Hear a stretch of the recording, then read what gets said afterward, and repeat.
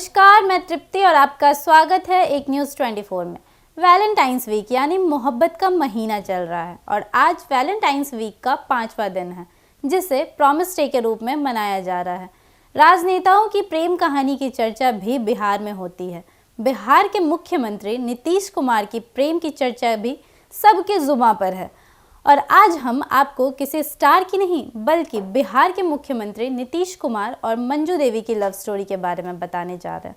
बिहार के मुख्यमंत्री नीतीश कुमार की प्रेम कहानी जो एक अरेंज मैरिज से शुरू हुई थी, उतनी ही दिलचस्प और प्रेरणादायक है जितनी उनकी राजनीतिक यात्रा। यह कहानी उनके जीवन के एक अहम हिस्से को उजागर करती है, जिसमें सादगी, ईमानदारी और समाज सेवा की भावना की झलक मिलती है। नीतीश कुमार और मंजू देवी शादी के एक साधारण लेकिन सच्चे प्रेम और परंपराओं से बंधी हुई थी, जो आज भी बिहार में चर्चा का विषय है। नीतीश कुमार का विवाह मंजू सिन्हा से हुआ था, जो एक समाजशास्त्र की छात्रा थी। यह विवाह एक पारंपरिक अरेंज मैरिज था, जिसमें दोनों परिवारों की सहमति से उनके रिश्ते का निर्णय हुआ था। नीतीश कुमार का जन्म सादगी से जुड़ी पृष्ठभूमि से था और उनके जीवन का यह हिस्सा भी अत्यधिक सरल था। मंजू सिन्हा का भी सपना शिक्षक बनने का था और वे एक इंजीनियर से विवाह करना चाहती थी, लेकिन नियति ने उनका मिलन नीतीश कुमार से करवा दिया। नीतीश कुमार ने हमेशा से अपने जीवन में सादगी को प्राथमिकता दी थी। वे शुरू से ही दहेज प्रथा के खिलाफ थे। वे अपने विवाह में भी उन्होंने इसका विरोध किया था। उनके पिता ने विवाह के दौरान दहेज के रूप में 22,000 रुपये लिए थे। नीतीश कुमार ने हमेशा से अपने जीवन में सादगी को प्राथमिकता दी थी।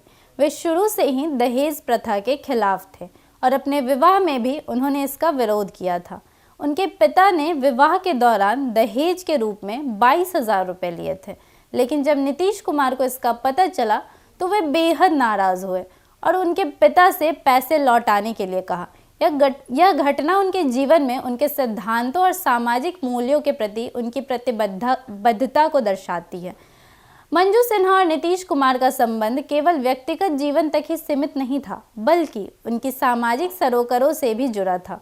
जब नीतीश कुमार बिहार में सत्ता में आए तो मंजू सिन्हा ने गरीबों और भिखारियों के लिए एक योजना बनाने की बात की थी।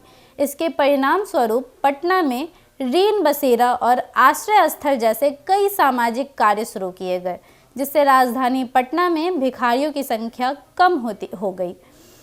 एक बार मंजू सिन्हा का स्वास्थ्य गंभीर रूप से खराब हो गया था और उनका ऑपरेशन हुआ था। इस समय नीतीश कुमार ने उनकी खूब देखभाल की थी और उनका ख्याल रखा। उनकी पत्नी की बीमारी के दौरान नीतीश कुमार का समर्पण और प्रेम साफ तौर पर झलकता था। मंजू सिन्हा ने कभी भी अपने पति पद और कद का गलत फायदा नहीं उठाया। वे हमेशा एक ईमानदार और सादगी पसंद महिला के रूप में जानी जाती थी। मुख्यमंत्री की पत्नी होने के बावजूद वो हमेशा पैदल स्कूल जाती थी और सरकारी सुविधाओं का उपयोग करने से बचती थी।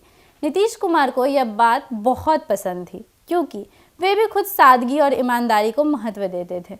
मंजू सिन्हा के निधन के बाद नीतीश कुमार का गहरा दुख साफ देखा गया। वे उनकी पुण्यतिथि और जन्म तिथि पर उनकी याद में नमन करने के लिए हमेशा पटना के राजेंद्र नगर जाते हैं, जहां उनकी आदमकद प्रतिमा स्थापित की गई है। नीतीश कुमार का अपनी पत्नी के लिए प्रेम और श्रद्धा आज भी कायम है और उनकी यादें हमेशा उनके साथ रहती है। इस प्रेम कहानी में न केवल व्यक्तिगत रिश्ते बल्कि समाज सेवा और उच्च मानवीय मूल्य भी झलकते हैं, जो आज के समय में बहुत ही प्रेरणादायक है।